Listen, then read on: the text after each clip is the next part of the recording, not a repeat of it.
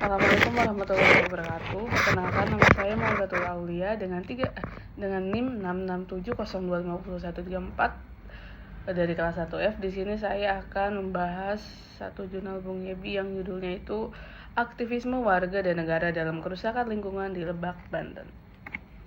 Nah, jadi jurnal ini membahas dinamika aktivitas warga yang ada di Lebak, Banten. Di sini nih akan membahas tentang warga dan peran negara dalam menghadapi berbagai kerusakan lingkungan, seperti kerusakan ekologis yang terutama dipicu oleh eksploitasi sumber daya alam seperti tambang emas ilegal, deforestasi, dan praktik pembangunan yang tidak berkelanjutan. Dampak yang ditimbulkan dari praktik ini yang pertama itu ada pencemaran sungai, hilangnya lahan pertanian, menurunnya kualitas hidup masyarakat Baduy maupun masyarakat lokal, serta banyak sekali bencana alam yang terjadi akibat peristiwa ini. Bung Yebi menunjukkan bahwa aktivisme warga muncul sebagai bentuk perlawanan terhadap ketidakadilan akibat ketidakadilan ekologis ini. Warga pun membentuk suatu komunitas, melakukan kampanye sosial, mengajukan protes ke pemerintah daerah hingga menggandeng LSM lingkungan untuk memperkuat posisi mereka. Aktivisme ini juga dipicu oleh rasa kehilangan ruang hidup, degradasi ekologi, serta minimnya respon negara terhadap keluhan masyarakat. Di sisi lain, negara, baik pemerintah, daerah maupun pusat, seringkali menunjukkan ambivalensi. Di satu sisi, negara mengeluarkan regulasi terkait pengelolaan lingkungan, tetapi di sisi lain cenderung permisif pada aktivitas ekonomi yang merusak, terutama dalam sektor pertambangan. Kajian ini juga menyoroti adanya state failure dalam penegakan hukum lingkungan, serta lemahnya pengawasan, serta adanya kepentingan politik dan ekonomi yang membuat negara itu tidak hadir secara efektif untuk melindungi lingkungan dan masyarakat itu sendiri. Jurnal ini menggunakan perspektif ecological citizenship dan environmental justice untuk melihat hubungan antar warga dan negara. Bung Yebi menekankan bahwa kerusakan lingkungan tuh bukan cuma sekedar masalah ekologis, tetapi ada persoalan politik yang menyangkut hak-hak warga dalam lingkungan yang sehat. Aktivisme warga nih menjadi bentuk artikulasi hak tersebut, sementara negara terus dituntut untuk menjalankan fungsi yang sesuai itu untuk menjalankan perlindungan terhadap publik. Pada akhirnya jurnal ini menyimpulkan bahwa keberlanjutan lingkungan di Lebak itu bergantung pada kolaborasi yang adil antar warga, negara, dan para aktor. Diperlukan suatu reformasi kebijakan untuk mencapai suatu tujuan yang lebih baik, pemberdayaan komunitas lokal, serta penguatan mekanisme partisipatif agar konflik ekologi ini tidak selalu berulang.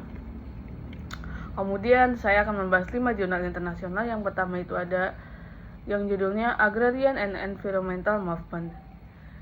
Jurnal ini ditulis oleh Peluso.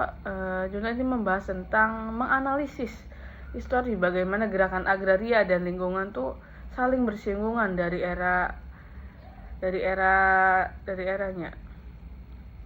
dan menyatakan bahwa banyak aktor lokal dan gerakan sipil tuh memainkan peran kunci untuk menantang proyek ekstraktif yang merusak dan mengadvokasi reformasi agraria. Studi ini menyoroti dinamika konflik tanah, strategi kolektif komunitas, dan batasan peraturan dan kapasitas negara. Kemudian yang kedua itu ada jurnal yang judulnya Illegal Mining in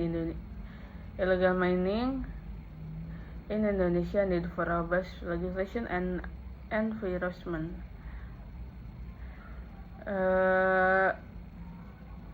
Jurnal ini membahas tentang praktik tambang ilegal yang sering terjadi dan beserta dampak lingkungannya. Ada dampak yang ditimbulkannya itu ada degradasi lahan. Hal ini nih disebabkan oleh kelemahan kerangka hukum dan penegakan yang memungkinkan praktik itu terus terjadi secara berkelanjutan. Penulis merekomendasikan reformasi regulasi, penguat aparat pengawasan dan pendekatan terbaru yang memperhatikan faktor sosial ekonomi pelaku tambang skala kecil. Kemudian yang ketiga itu ada jurnal yang judulnya Community Organization in Post Mining Sustainability. on Natural Resource Governance and the Vulnerability of Community.